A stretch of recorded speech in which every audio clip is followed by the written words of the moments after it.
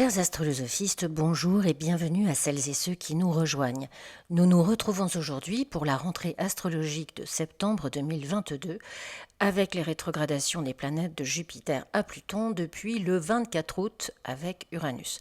Mercure aussi rétrograde à partir du 10 septembre. Alors bien sûr, nous allons commencer par la nouvelle lune du 27 août qui a lieu à 10h17 si on est à Paris. La nouvelle lune est à 4 degrés 3 dans le signe de la Vierge, comme le Soleil, et si les luminaires sont en semi-sextile à leur maître Mercure, qui est à 1 degré 17 de la Balance, ils sont en carré exact à Mars à 4 degrés dans le signe des Gémeaux. Mars est lui en trigone à son maître Mercure, qui vient donc d'entrer dans la Balance. Notez que nous sommes toujours dans une vibration de grande croix en signe fixe avec Vénus en Lion, Uranus nœud nord en Taureau, le nœud sud en Scorpion et Saturne en Verseau. Les énergies de la nouvelle lune nous soumettent à un nouveau cycle qui nous amène à la prochaine nouvelle lune en Balance le 25 septembre. Mercure, qui est le maître du jeu ici, va également être opposé à Neptune rétrograde en Poisson du 30 septembre au 6 octobre. Les deux planètes seront rétrogrades. Mettez ça dans vos agendas, ce sont des dates où l'on se doit d'être particulièrement vigilante à l'exactitude de ce que l'on dit et ce qui nous est dit. Bon, comme cette ambiance va perdurer un moment, à quoi peut-on s'attendre ? Comment anticiper ces énergies afin de les subvertir plutôt qu'y être assujetti ? Alors, sans doute que la colère, le sentiment d'injustice, l'amertume qui ont été nourris cet été vont devoir sortir d'une façon ou d'une autre en septembre. Les luminaires carrés à Mars, ce sont toujours des confrontations. Même avec un trigone Lune-Mars, car par essence, là où Mars est chez lui, la Lune est en chute, là où la Lune est chez elle, Mars est en chute. La Lune, c'est le cordon ombilical, et Mars, l'épée qui coupe aussi. Quel que soit l'aspect qui les fait se rencontrer, on ne pourra pas faire l'économie d'un conflit. Les signes mutables n'atténuent pas cette énergie, ils la colorent différemment. Entre la Vierge et les Gémeaux, il s'agit d'une agressivité plus intellectuelle, mais qui peut s'avérer redoutable dans des enjeux de manipulation. Pour peu qu'on ait un mystificateur dans notre entourage, la période risque d'être fatigante, voire anxiogène. On pensait avoir tout organisé, mais un avis diverge d'une autre au point où nous sommes dans l'obligation de tout revoir de notre côté. On peut avoir affaire à une personne très immature aussi, irréfléchie, contradictoire, mais qui risque de s'obstiner même avec les explications les plus patientes et pédagogiques qui soient. Des disputes peuvent éclater, les critiques fusent, les mots qui blessent sont sur toutes les langues, mais avec Mercure, on peut tout aussi bassement en venir aux mains. L'hostilité naissant surtout de la fatigue et de la peur. La Vierge se rassure dans le contrôle. Et ici, ce qui se passe, c'est que ce contrôle lui est retiré. Notre stratégie, notre façon de faire peut être contestée, peut nous être contestée sans que cette contestation fasse vraiment sens non plus. Enfin, vous voyez le problème. Alors, le spectre de ces conflits et de ces malentendus est assez large. Entre un engagement, une association, un contrat qui révèle un déséquilibre entre les partenaires, des responsabilités qui nous échouent parce qu'il manque du personnel, des changements dans des décisions légales comme par exemple un parent qui revient sur sa participation financière dans une pension alimentaire, un dossier très important qui nous revient parce qu'il manque une pièce et le retard que cela occasionne dérange tout ce que l'on avait programmé. Un emploi du temps que l'on aurait difficilement mis en place et qui est refusé après avoir été validé et que l'on doit rectifier en fonction de nouvelles directives. Cela peut être aussi un gros bazar dans notre logistique quotidienne avec des problèmes de fournisseurs d'accès, Internet, téléphone, télévision ou même les trois à la fois.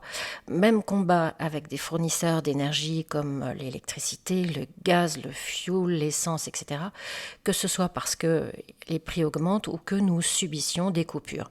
Des problèmes avec notre moyen de locomotion quotidien, alors notre voiture, le train, le TER, les cars. Il est très possible aussi que le champ aérien rencontre encore de très gros soucis. Des discussions peuvent s'envenimer avec des voisins au sujet de travaux qui n'en finissent pas ou qui tardent à commencer, des travaux que l'on n'envisage pas de la même façon. Il peut y avoir l'intervention des assurances, de huissiers. Avec Mercure, c'est peut-être aussi une situation critique entre sœurs et frères, On veut avoir le dernier mot, on s'entête, il y a des blessures par excès, de l'orgueil, ça soliloque beaucoup et n'écoute rien, ça s'obstine et tout ça pour rien car il faudra revoir sa copie de toute façon. Le fait que Mercure soit opposé à Neptune peut indiquer l'éloignement d'un frère ou d'une sœur. Quelqu'un veut se donner de l'importance et se montrer particulièrement odieux, mégalomane et ridicule. On voudra en rester là, mais la situation nous oblige à trouver un compromis avec ce même énergumène pour avancer. Sinon, les blocages risquent de durer au moins jusqu'en décembre. Ce peut être encore des accusations stériles et puériles dans nos relations de couple. Ah, on n'est pas loin de c'est toi qui as commencé quand même là, hein. De la jalousie dans nos relations proches, de la mesquinerie.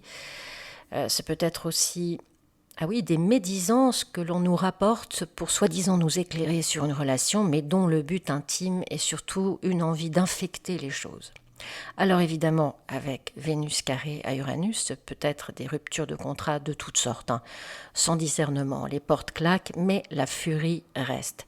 Gardez en tête que les luminaires vont d'abord être dans l'excitation de la libération avec Uranus en trigone, pour être stoppés net quelques heures et jours plus tard quand ils seront en quinconce à Saturne, c'est-à-dire face aux conséquences de nos actions et les responsabilités qui en découlent toujours. Le fait que Mercure soit opposé à Jupiter et à Neptune sous-entend un cruel manque de sens pratique et d'adaptation au réel. On peut être excessivement certaine d'une situation qui se révélera totalement autre une fois que les rétrogradations seront terminées. Ce sont aussi des aspects d'opinion sociale extrême, des difficultés issues de laboratoires pharmaceutiques, de médicaments, de drogues, de pétrole, des problèmes avec l'eau encore. Toutes les valeurs neptuniennes deviennent des obstacles à notre lucidité et notre quotidien. Alors, un autre aspect important, on n'y est pas encore précisément, mais enfin on s'en approche assez pour en parler. L'ultime carré exact entre Saturne en Verseau et Uranus en Taureau, de la mi-septembre à la mi-novembre sur le 18e degré. Ce même degré, 18e degré, en Taureau, où a eu lieu la triple conjonction Mars-Uranus-Nœud-Nord fin juillet, et pour la conjonction Uranus-Nœud-Nord, elle va perdurer jusqu'en mars 2023. Alors, on va avoir une très très grosse activité astrologique en mars 2023 d'ailleurs, mais évidemment, on y reviendra. Alors, ce carré Saturne-Uranus, qui a commencé en mars 2020, hein, vous vous souvenez, qui correspond à la décision du confinement dans plus de 80 pays et qui a immobilisé plus de 3 milliards d'êtres humains, c'était dans le tout premier décan des signes fixes Verseau et Taureau. Alors, on n'en est plus là, mais la rigidité et le manque de diplomatie sont très sévères quand même cet automne. On retrouve aussi le carré entre Pluton et Éris, que j'ai ressorti, pas parce qu'on manque de sujets de conversation, mais parce que le maître d'Éris, Mars, va passer 8 mois en Gémeaux et qu'il sera donc en sextile à Éris, Mars. Ce sont des énergies guerrières qui combattent l'élitisme, l'inégalité, ce sont des énergies qui font entendre la voix de toutes et de tous. Le carré au contrôle de Pluton en Capricorne donne à voir à quel point cet antagonisme est volatile entre le gouvernement, les grandes corporations, les grands producteurs privés et les droits de tout un chacun. Saturne carré Uranus, c'est le passé, c'est le modus operandi traditionnel, patriarcal, les régulations autour de notre sécurité, la centralisation des pouvoirs qui montent au filet contre notre vision du futur, nos projets, notre liberté, la décentralisation dans un esprit de générosité, de partage, de distribution, vers une nouvelle façon de vivre ensemble, plus humaine. C'est vraiment la liberté de nos droits contre le pouvoir de l'État. De facto, ce combat est déjà perdu par Saturne. On est en plein changement de paradigme et il n'y aura pas de retour en arrière. Que Saturne résiste et que ça se passe dans la violence n'est pas très original non plus dans l'ordre où le combat est le père de toute chose. L'énergie uranienne n'est pas en reste puisqu'elle nous emmène à notre évolution et que dans son ADN, cela se fait brusquement. On n'est pas dans une progression linéaire, c'est pas une promenade de santé. Pour Uranus, si on l'embine trop à comprendre le déroulement du programme, eh bien on y est projeté par la peau du cou.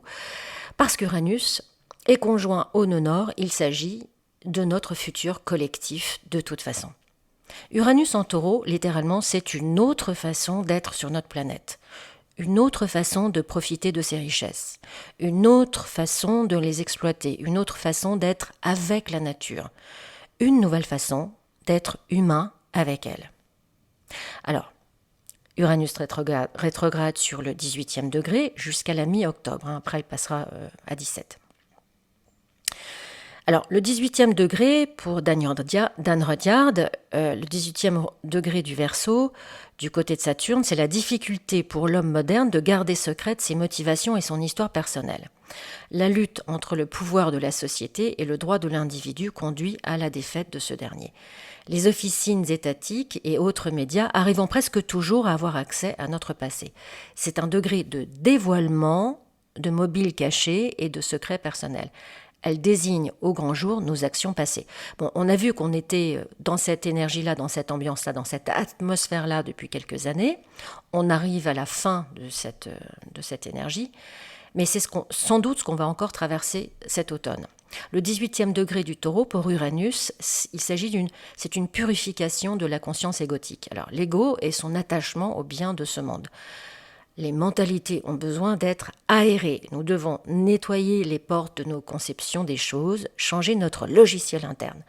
Le mental doit être décrassé. Alors c'est vrai qu'on est tout de même plus proche du 19e degré qui parle d'espace dégagé de ses scories, d'un nouvel horizon qui se dégage une fois la crise passée. On voit bien que cette crise est destinée à notre libre spontanéité, à l'expression de tout notre potentiel. Donc en fait, la traversée nous défie de la surmonter. Alors évidemment, toutes celles et ceux qui ont des planètes, l'ascendant, le milieu du ciel, l'axe des nœuds lunaires, entre 17 et 19 degrés d'un signe fixe, c'est-à-dire Taureau, Lion, Scorpion, Verseau, cette nouvelle lune, cette rentrée 2022, ainsi que celle du 25 septembre d'ailleurs, on verra un peu plus tard, mais on reste dans cette énergie globalement tout l'automne. Ça nous invite à faire un très grand ménage. Alors, pour les plus néophytes, la marge d'influence, elle vous concerne si vous êtes né entre le 1er et le 12 mai, entre le 2 et le 13 août, entre le 2 et le 13 novembre, ou entre le 31 janvier et le 10 février si vous êtes Verseau. Alors ça, c'est uniquement les dates que je vous donne, c'est pour votre soleil. Pour les signes mutables, c'est-à-dire les Gémeaux, les Poissons, Sagittaires et les Vierges, la situation, elle concerne majoritairement les gens qui sont nés dans le premier décan. Et pour les signes cardinaux, c'est-à-dire Bélier, Cancer, Balance, Capricorne, alors là, ce sont les 3 décans qui sont concernés.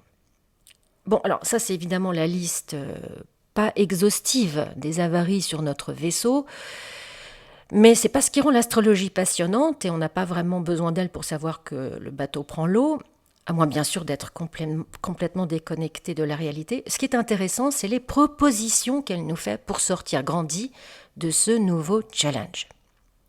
L'arrivée du soleil en Vierge et cette nouvelle lune en Vierge nous aide à produire ce qui était créativité en Lion. Ce qui était dans notre cœur, aujourd'hui, nous l'organisons. Nous analysons ce qui peut être utilisé ou pas. On est invité à être davantage dans le discernement et le calme, à estimer ce qui est excessif ou temporaire. Les énergies vierges, c'est une liaison entre le mental et le corps. Quoi faire avec ce que je viens de créer ? Comment l'appliquer ? Comment l'utiliser ? En Vierge, l'œil est critique et comme nous entamons une longue période de rétrogradation diverses et variées, on peut être amené, on l'a vu, à rectifier, à réarranger ce que nous avons élaboré cet été. Il s'agit d'améliorer quelque chose. On est en mutable, donc une amélioration pour changer. Attention à ne pas s'acharner non plus et aux exigences du perfectionnisme, parce qu'avec le Vierge, dans le signe, dans cette énergie-là, on n'en est jamais vraiment très loin. Alors, les petits refrains insécures sont dans nos têtes en ce moment. Je ne suis pas mon meilleur, je ne vais pas réussir, pas être accepté, etc., etc. Alors, que ce soit mon petit tribunal interne ou que je le projette sur une ou un autre, attention à tout despotisme ambiant. On s'occupe de sa santé, de son hygiène alimentaire, d'exercice physique. On trouve des solutions pour guérir si on est malade. On prend soin de soi comme du plus inestimable trésor, un jour après l'autre, sans se précipiter.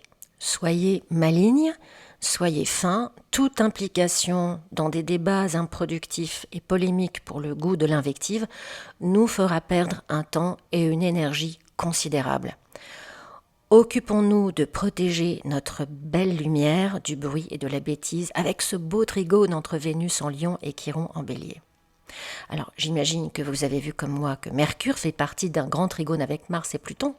Ça veut dire que notre intelligence est réactive, qu'on n'est pas dans un état de sidération, que l'on a les ressources pour saisir les opportunités et prendre des initiatives qui vont dans le bon sens. On aura des armes pour affronter les contradictions, l'humour faisant partie de cet arsenal. On sera très habile pour voir où se situe notre intérêt et c'est très bien comme ça. On entreprend des recherches, on poursuit des études ou on commence une formation qui s'avère extrêmement fructueuse pour l'avenir. Il peut aussi s'agir de la rédaction d'une thèse ou d'un ouvrage scientifique qui rencontre l'approbation de nos pairs. Il y a une créativité formidable pour les chorégraphes, les gens qui pratiquent la danse. Dans un autre registre créatif, ce peut être le moment idoine pour commencer un roman ou chercher une maison d'édition pour le publier.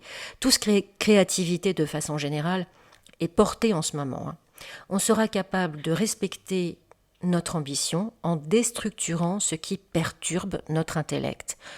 Une ouverture est en train de se faire, une réalisation de nos forces les plus profondes. Soyez attentives, observez et jaugez les nuances pour en profiter. Voilà, chers astrolosophistes, cette chronique est à présent terminée. Pour une analyse des transits actuels sur votre thème personnel, une révolution solaire ou encore une synastrie, vous pouvez me joindre à l'adresse qui s'affiche à l'écran astrolosophicafé@gmail.com. Je vous souhaite une très bonne rentrée, une belle force intuitive et faites confiance à votre cœur. Il s'y trouve tout le courage nécessaire pour tout surmonter. Je vous souhaite une très belle nouvelle lune et je vous dis à bientôt sur Astrolosophie.